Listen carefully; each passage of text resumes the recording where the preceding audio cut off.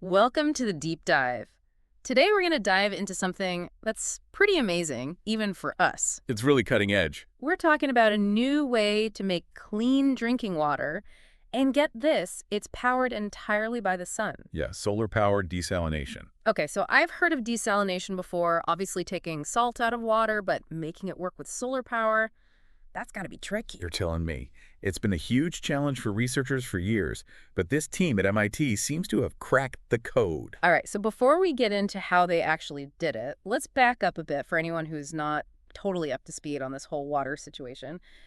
Just how big of a deal is clean water scarcity these days? Like, is it really something we need to be worried about? Oh, absolutely. It's a huge problem, and it's only getting more urgent.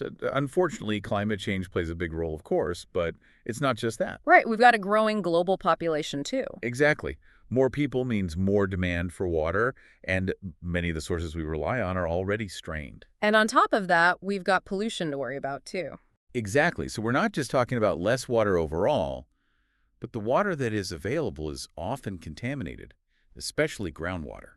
Okay, so that's where desalination comes in, right? If you can take salt water, whether it's from the ocean or brackish groundwater. Which, by the way, just a reminder, brackish water is saltier than fresh water, but not as salty as seawater, kind of in between. Right, right. So if you can take that brackish water and turn it into something drinkable, that's a pretty big deal. Absolutely. It could be a game changer, especially for communities that don't have access to traditional freshwater sources. So it seems like desalination would be the obvious solution, but I'm guessing there's a reason we aren't seeing these plants everywhere. Well, for starters, traditional desalination plants are incredibly energy intensive. They use a ton of power, which has usually meant relying on fossil fuels. And that kind of defeats the purpose of trying to find sustainable solutions. Right, Yeah. exactly. And it's not very practical, especially for more remote areas that might not even be connected to a power grid. Okay, so that brings us back to the solar-powered part of this whole equation. How in the world do you power something as energy-hungry as a desalination plant with something as, let's be honest, unpredictable as the sun? That's the million-dollar question. Yeah. Right. And it's been a major roadblock for researchers for a long time. I can imagine. I mean, the sun is great and all, but you can't just flip a switch and make it shine brighter when you need more power. Exactly. And that's where previous attempts at solar-powered desalination often fell short. They relied on huge, expensive battery systems to store excess energy for when the sun wasn't cooperating. Ah, I see. So they'd basically try to bank as much solar energy as possible when it was sunny so they could keep the desalination plant running even when the clouds rolled in. Precisely. Hmm. But those battery systems come with their own set of problems. They're bulky, they're expensive, and they have a limited lifespan. Not exactly a perfect solution, especially if you're trying to bring clean water to a remote community that might not have the resources to maintain a complex system like that. Okay, so it sounds like these MIT researchers were dealing with a pretty big challenge. To say the least. But that's what makes their breakthrough so exciting. They found a way to design a solar-powered desalination system that doesn't rely on those bulky battery systems at all. Hold on, wait a minute. They did what? No batteries? How is that even possible? I know, right? Hmm. It almost sounds too good to be true, but they actually pulled it off. Remember that field test I mentioned earlier, the one in New Mexico? Yeah, vaguely. They were pulling water from brackish groundwater wells, right? Exactly.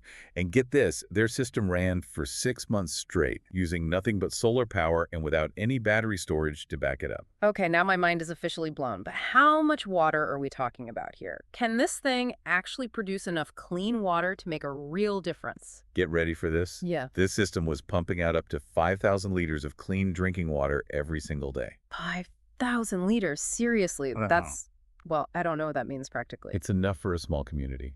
No kidding. We're talking about actually being able to bring clean water to places that desperately need it just using the sun. That's the idea. Yeah. And the best part is, it was incredibly efficient, like shockingly efficient. Okay, now you have to elaborate on that. How efficient are we talking? Over 94% of the energy they collected from the solar panels went directly into making clean water. 94%. Wow. I mean, that blows most traditional desalination plants out of the water, pun intended. Right. It's a huge deal for making this technology more sustainable and more affordable in the long run. Okay, so you've convinced me. This is amazing. But can we back up for a second?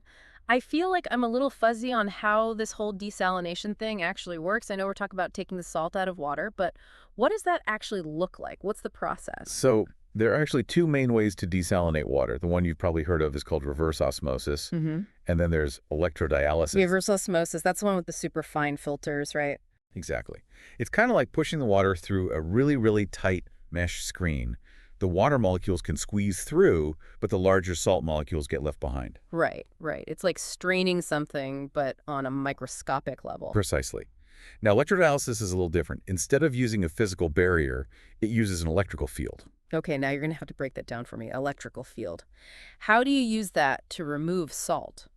So basically, you create this electric field that only the salt ions are really sensitive to, and then as the water flows through this field, the salt ions get pulled away, leaving you with clean, fresh water on the other side. Wait, hold on. So the electricity is basically grabbing onto the salt and pulling it out of the water. You got it. It's a really elegant solution, actually, and it's been around for a while.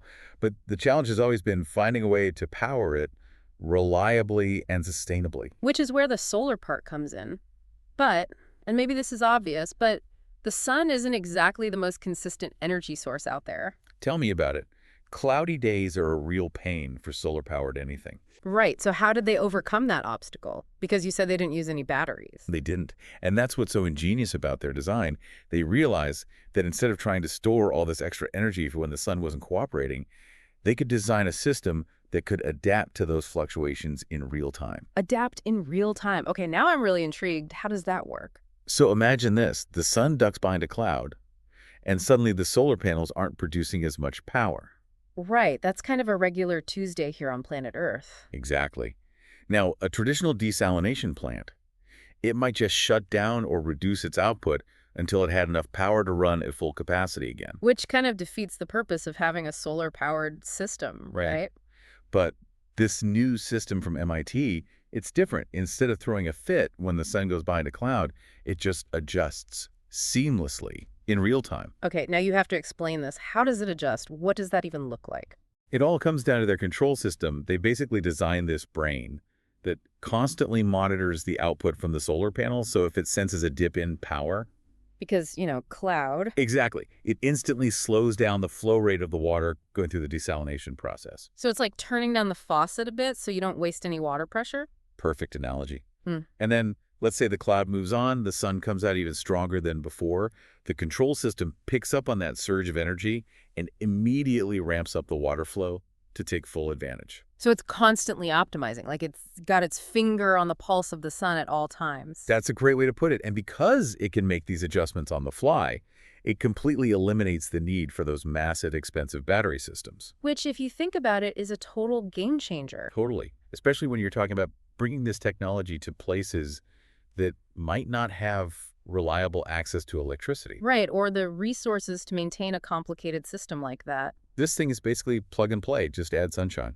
Okay, I have to say, this is wildly impressive. Like, we're talking about a system that can potentially solve one of the biggest challenges facing humanity, clean water scarcity. And it's powered entirely by renewable energy. And it's affordable. And it's efficient. It's like something out of a science fiction novel, except it's real, and it's happening right now. It really makes you wonder what else is possible, Like, what other breakthroughs are just waiting to be discovered? It's exciting to think about. Yeah. And the best part is, this isn't just some pie-in-the-sky research project that's going to sit on a shelf somewhere. Right. They're actually trying to get this out into the world. Exactly. The team at MIT is already working on commercializing this technology.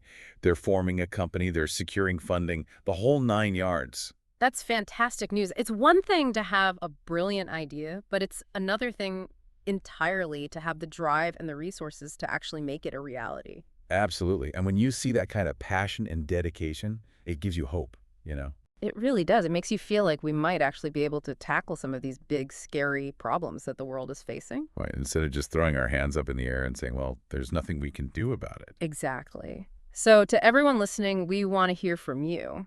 What are your thoughts on this new technology? How do you see it shaping the future of clean water access? Let us know. And that's it for this episode of The Deep Dive. We'll be back next time with another fascinating look into the world of science and technology. Until then, keep exploring.